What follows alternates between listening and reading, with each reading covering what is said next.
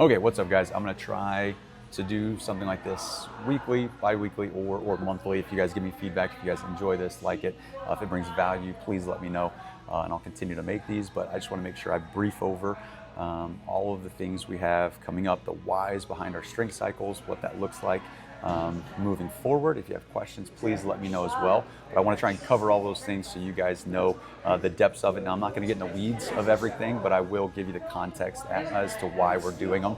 And so we're going, starting on Monday, May 4th, we're starting our next power strength cycle. So everything here is based on building power output. And so we're going to do our traditional lifts in part A, and then our non-traditional lifts in part B. Now, the goal of the power strength cycle is to test out 1 rep maxes on the power clean, the push press, and our broad jump.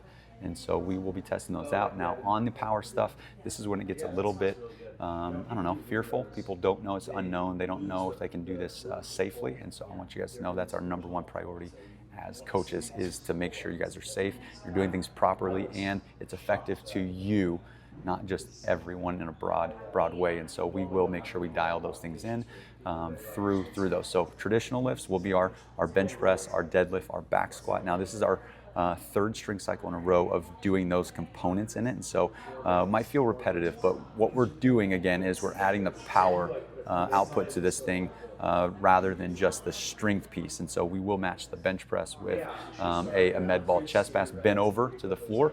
We'll match the deadlift with a dumbbell, or the deadlift with a broad jump, and then the back squat, we'll pair it with a dumbbell explosive jump.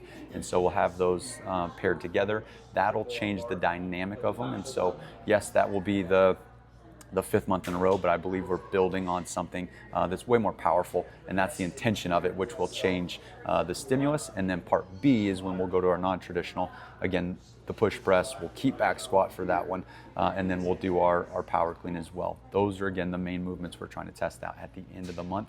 And so if you guys have any questions, any feedback on that, please let me know. But it's going to continue the base overall at getting stronger, and that is our number one objective there.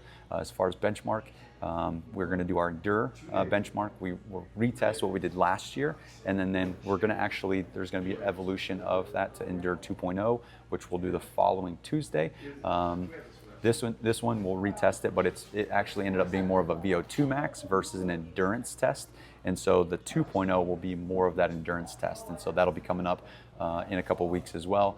If you guys have questions, let me know. Attend those things, test your fitness. That's the whole point of the benchmarks, is to see where you were at last year, retest it to this year. We'll make sure we're seeing those undeniable results there. If you're not